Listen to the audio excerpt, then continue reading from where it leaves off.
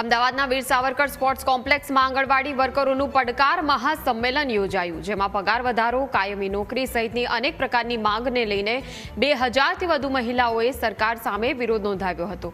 High court અને supreme કોર્ટના આદેશ બાદ પણ લઘુત્તમ વેતન આપવામાં ન આવતો હોવાનો આક્ષેપ છે.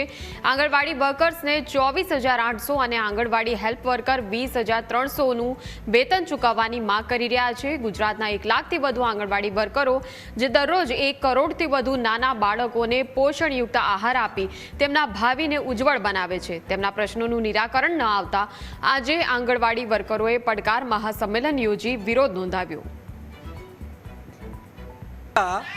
ઓગસ્ટ મહિનામાં ચુકાદો આવ્યા છતાં સરકારમાં કોઈ હલચાલ નથી. એમની બીજી માગણીઓ છે. નિવૃત્તિ વય મર્યાદા 60 કરો, છૂટા થાય ત્યારે પેન્શન આપો. એમની માગણી છે કે એક ટાઈમ બદલીની છૂટ આપો.